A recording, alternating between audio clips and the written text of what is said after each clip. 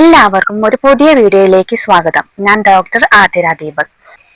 ഇന്നത്തെ തലമുറയിലെ ആളുകളുടെ ബോഡി അസിഡിക് ആയി മാറുന്നു. ഇത് വയറിലെ അസിഡിറ്റി മാത്രമല്ല, നമ്മുടെ ശരീരത്തിലെ pH മാറുന്നതാണ് ഇതിന്റെ പ്രധാന കാരണം. ഇതെന്താണെന്നല്ലേ? വിയർക്കാൻ മടിയുള്ളവരാണ് നമ്മൾ എല്ലാവരും. ശരീരം അസിഡിക് ആവുന്നതിനുള്ള ഒരു കാരണം വിയർപ്പ് കുറയുന്നതാണ്.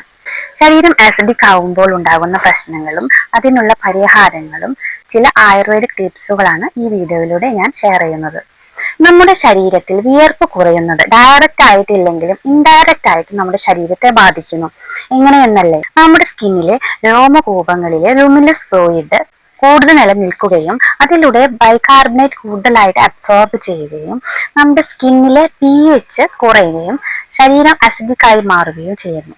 ഇത് കൂടുതലായിട്ട് ബാധിക്കുന്നത് സ്കിന്നിനെയാണ്, സ്കിൻ എൻവയോൺമെന്റിനെയാണ്. ആയുർവേദത്തിൽ ഇങ്ങനെ പറയുന്നത് അഗ്നിദുഷ്ടി, പിത്തവൃദ്ധി പ്ലസ് ആമാവസ്ഥയാണ്.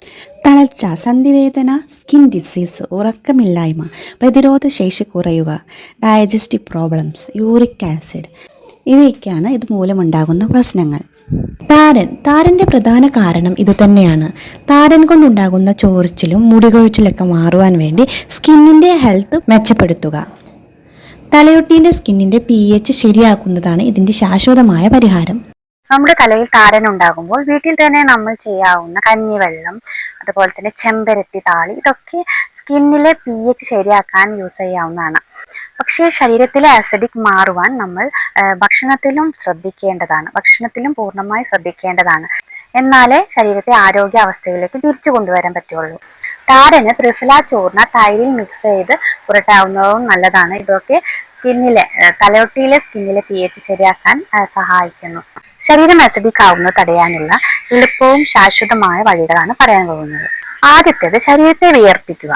ആയുർവേദത്തിൽ ഇതിനെ പറയുന്നു സ്വേദനം പ്രൊസീജിയർ എന്നാണ്. നാൽപ്പാമരാതി തൈലവോ പരിണിത ക്ഷീരാതി തൈലവോ തേച്ചിട്ട് നമുക്ക് സ്വേദന ചെയ്യാവുന്നതാണ്. തുണി ഉപയോഗിച്ച് കവർ ചെയ്തിട്ട് സ്വേദന ചെയ്യാം. ജലദോഷം പനിയൊക്കെ വരുമ്പോൾ നമ്മൾ ആവി പിടിക്കാൻ ഉപയോഗിക്കുന്നത് തന്നെ നമുക്ക് ഇവിടെ യൂസ് ചെയ്യാവുന്നതാണ്. തുണി ഉപയോഗിച്ച് കവർ ചെയ്ത് നമുക്ക് ആവി പിടിക്കാവുന്നതാണ്. എണ്ണ തേച്ച് ആവി പിടിക്കാം. കുക്കുംബർ ജ്യൂസ്, ചെറുനാരങ്ങ വെള്ളം, ഇതൊക്കെ നമ്മുടെ ബോഡിയെ അസിഡിക് ആവുന്നതിന് കുറയ്ക്കാൻ സഹായിക്കും. ധാരാളം വെള്ളം കുടിക്കുന്നത് വളരെ നല്ലതാണ്. ചിക്കൻ, മട്ടൻ ഒക്കെ കഴിക്കുന്ന സമയത്ത് അതിന്റെ പുറമെ നമ്മൾ കുക്കുംബർ പീസസ് കഴിക്കാൻ ശ്രദ്ധിക്കുക. നന്നാറി പതിമുഖമൊക്കെ ഇട്ട് വെള്ളം കുടിക്കുന്നത് നല്ലതാണ്. ഇത് പിത്തം കുറയ്ക്കാൻ സഹായിക്കുന്നു. ആൽക്കലൈൻ ഫുഡ് കഴിക്കുന്നത് വളരെ നല്ലതാണ്. പപ്പായ, ബനാന, വാട്ടർമെലോൺ, ചീര, ചെരങ്ങ ഇതൊക്കെ നല്ലത്. കുമ്പളങ്ങ ജ്യൂസും വളരെ നല്ലതാണ്. രാവിലെ കുമ്പളങ്ങ ജ്യൂസ് കുടിക്കുന്നത് നമ്മുടെ ശരീരത്തെ അസിഡിക് ആവുന്നത് കുറയ്ക്കും. ആയുർവേദിക് മരുന്നായ ത്രിഫല ടാബ്ലറ്റ് വളരെ നല്ലതാണ്. ആംല ജ്യൂസും പിത്തം കുറയ്ക്കാൻ സഹായിക്കുന്നു.